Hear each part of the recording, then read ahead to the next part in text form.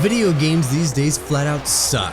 So many games coming out in the last decade have been carbon copies of each other, which itself isn't horrible, but the genre I keep seeing everywhere are freaking shooter games. Now, I have played the OG Halo when it first came out centuries ago, and it was a marvel to behold, but I'm so sick of shooter games that I've decided to do something about it. I haven't uploaded a video in 2 months, but that's because I've been keeping myself insanely busy with two things: real life and teaching myself how to make my very own video game.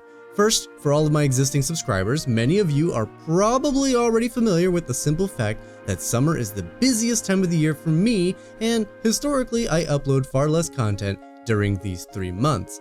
But I'm here to give you all an update and tell you about my new game project. So let's get the real life part over as quickly as possible because I have so very much to share with you about my new game currently in development. The last video I uploaded to this channel was on May 27th, and since then it's been a roller coaster of non-stop movement and staying still. My wife and I started June with my father's birthday weekend. The next week we were on a plane to Las Vegas to celebrate our 1-year anniversary / actually have a honeymoon. And then we spent the 4th of July weekend camping with my family, far away from my beloved computer. In this very moment I'm finding the time to write the script. I'll do the voice work shortly after, and I'll likely have the video done by tonight. This upcoming weekend, however, I'll be gone again all weekend long, traveling to Seattle, Washington, as my wife has family there she wants to visit. I'll get about 2 weeks back to developing my game before I have to spend a long weekend in Montana to spread the ashes of my grandmother, who passed away early last year. But that's not the end of my week. I'm calling it the Week of Ash because as soon as we get home, we have to clean everything and repack our bags for a second long weekend in Hawaii, where we will be spreading the ashes of my wife's uncle who passed away a year before my grandmother. Why did this take so long? Probably because of that stupid pandemic thing. And by the time we get home, my son Oliver will be starting school. He'll actually be missing his first day as we'll be flying home from Hawaii, and then, and only then, will I be free to work on my game uninterrupted. Now that we barreled through that, let's dive into the game I've been working on during all those breaks between trips. But first, let's answer the question that led to me wanting to make a game at all. What is my favorite genre of game? And what are good examples that resonate with me? Whenever anyone asks me what my favorite game is, my brain kind of goes into this overdrive, and I see images flash before my eyes of all the iconic moments I remember while playing all those great games.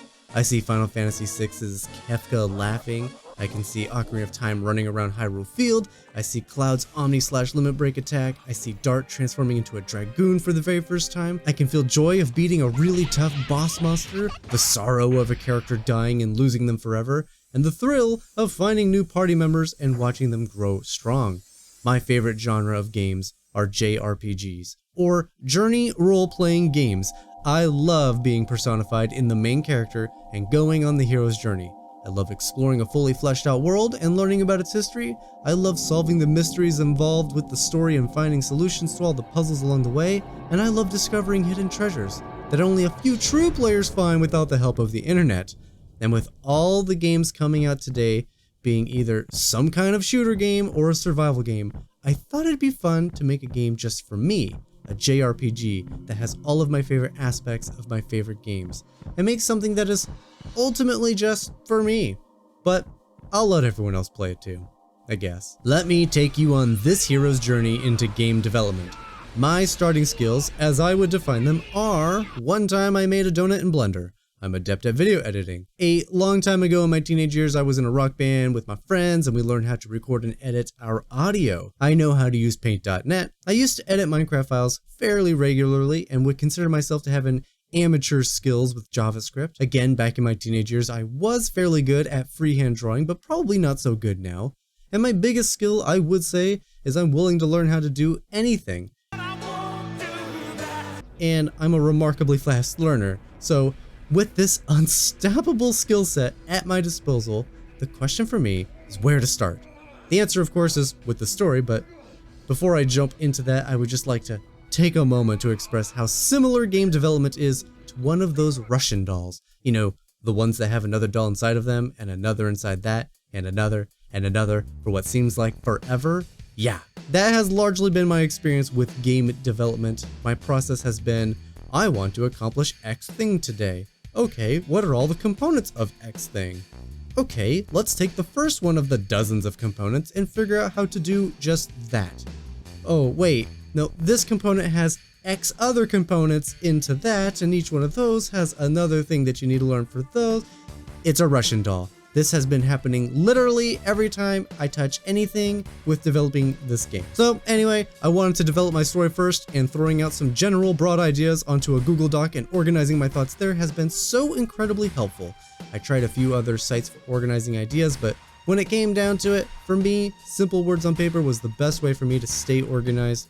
It wasn't long before I was writing words like Cthulhu, Lovecraftian horror, X number of characters in a party, spaceships, solar system, and visitable worlds. But the first Russian doll began to open up, and I was starting to see more within this beast. So this is where I hit the brakes hard and shifted gears in a whole different direction.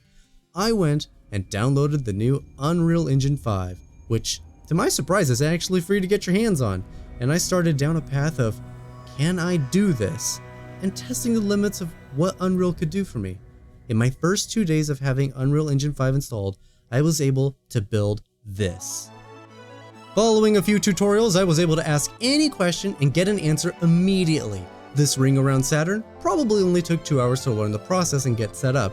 Having multiple planetoids with unique skins, sizes, rotations took actual minutes to figure out. It really became a system where I could ask a question, get the answer via a tutorial, and usually twice the length of the tutorial itself, and I could replicate my results in minutes. Most of my free time in June became dedicated to developing the game's story, asking myself if I could even create that story element in Unreal, and teaching myself the process in creating those elements. I have found that Unreal could probably do anything I want it to gameplay-wise, and it'll just come down to finding the right tutorial to fill in the gaps of my knowledge, to actually creating what I see in my head. Focusing on the story itself, a large portion of June went into creating the story, the characters, and in a much larger sense, the solar system the game resides in. I love the idea of using the Cthulhu mythos as both a central and hidden element to the game. On one hand, everything in the story's history, creation, and existence is thanks to the beasts of the mythos, but on the other hand, absolutely no one in the world knows about it. So, as you explore and progress through the game, more and more of this hidden truth becomes apparent to the player and the characters in the game. And it was from this jumping off point that I decided to design this solar system. Like all good home stars to a system, my sun needed a name. As Earth's sun is called Sol, and therefore solar system, I've been drawn to the word abyss as a kind of reference to Cthulhu, dwelling in the abyss of the ocean. So with a star named Abyss, I've been calling it the Abyssal System. Inside the Abyssal System, there are 6 planets, 2 asteroid belts, and 11 moons. In order from closest to the sun with its moons to furthest, we start with Demetes, a hot molten planet with 1 moon, Xeniodosh, a tropical moon. Next is Katata, the desert planet with a ring from the north to south poles. You can find water on the surface, but this is the home of the Skaid, a lizard-like humanoid species with its moons Amaria and Liquor. Third, we have an Earth-like planet called Claidi, which also has a ring, but this one is around the equator.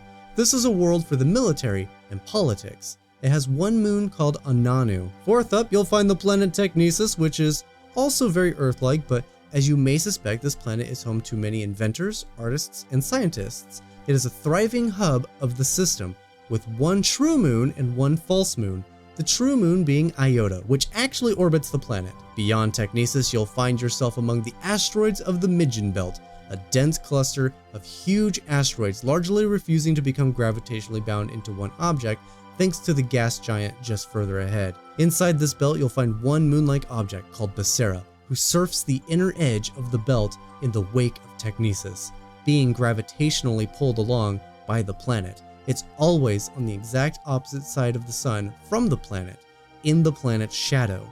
Only a crescent is ever lit by the sun, and it's nicknamed the Cat-Eyed Moon. The 5th planet is the gas giant Nixus and its 5 moons, Roderus, Uranoth, Fashan, Atha, and the water world Hydornyx, home of the Aiera, humanoid fish people. They can breathe both on land and in water. Further out, you'll find the Tutelos Belt, a thin but fast asteroid belt, and on the far side of the belt, you may discover the ice world Adaristami, whose only non-icy area is along the equator of the planet.